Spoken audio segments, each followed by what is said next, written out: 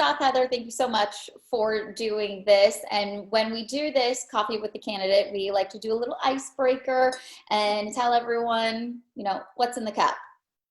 Well, I've already had 1 cup of coffee this morning, but I knew I got the rules of this program. So I got my cup ready, but I put tea in it for this go round, just to mix it up a little bit. I've already had 2 cups of coffee, so mine is water. So cheers to you. Okay. We're both finding the alternative. So we want to get to know you and get to know, what you plan on doing if you do win the Florida Senate seat. First off, everyone is obviously talking about COVID-19. How do you feel about Southwest Florida's response to it? Any changes that you would like to see be made possibly? How do you feel?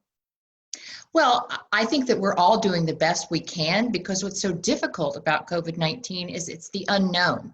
We can attempt to do everything that we can, but this is an unprecedented situation. We've never had to deal with anything like this at this level before in our lives, let alone in the governmental sphere. So I think we're doing the best we can. I think it's a good thing that we have moved to more mask wearing and more social distancing. I think the mask wearing, especially in crowded places, is great. If you feel comfortable with a 6 to 10 foot distance and you're not wearing your mask, I'm not adamant that you put one on, but I do think that if you're in any closer quarters than that, you should have one on at all times. And certainly if you're a high risk individual or you're going to be around someone who's a high risk or immunocompromised person, you should have your mask on. And I was going through your website. It looks like your platform is Let's Rebuild Together. And you talk about things like community and economy and healthcare. You have a lot on that list. So coming up in November, say you do win, where do you plan on starting? Because that's a lot to deal with. Well, it is, but as legislators, because I have served as a state legislator for District 78 for the last 8 years, we do a lot. We all have to do a lot, and these issues come up every single year, and we have to do something about them and try to improve the quality of life for Floridians. So the highest priority for me as a candidate, and has been in my career as a state legislator, is clean water. I think that's something that is critically important to our health, and it is also essential for our economy here in Southwest Florida, because I don't need to tell you, but we don't have a lot of big industry. We rely upon tourism and ecotourism and development and everything that's related to our beautiful scenery and weather and clean water.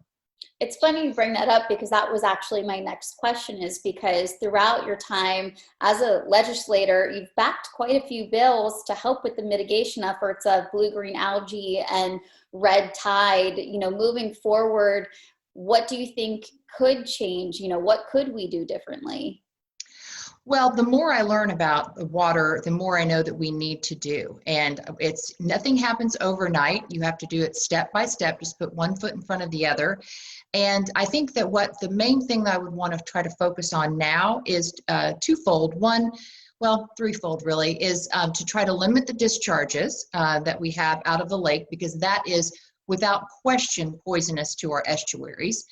Number two, continue to fund projects and look to projects that we could do north of the lake to minimize the amount of phosphorus and nitrogen that are flowing through the watershed.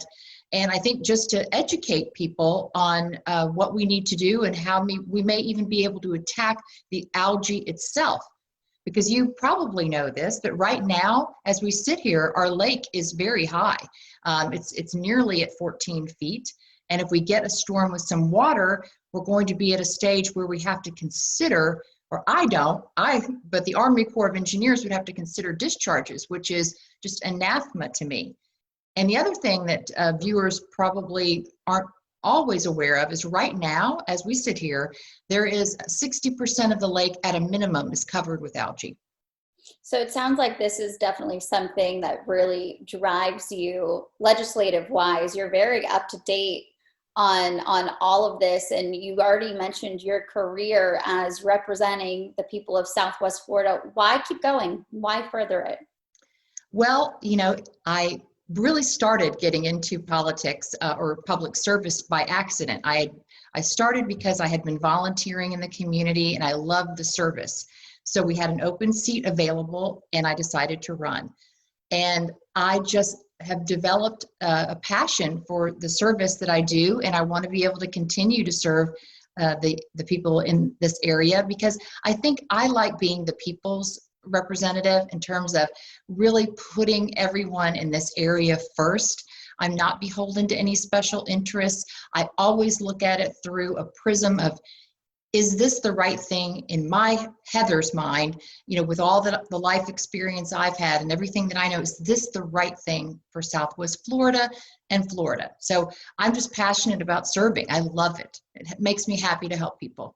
Heather, thank you so much. Again, those are all of the questions that I have for you. Before we Well, wrap that it up, was so fast. I keep it quick and easy, but I always like to leave a little time at the end. Is there anything that you would like to say? We're a little over 2 weeks away, I think, from the Florida primary. So, anything that you want to get out there, the floor is yours.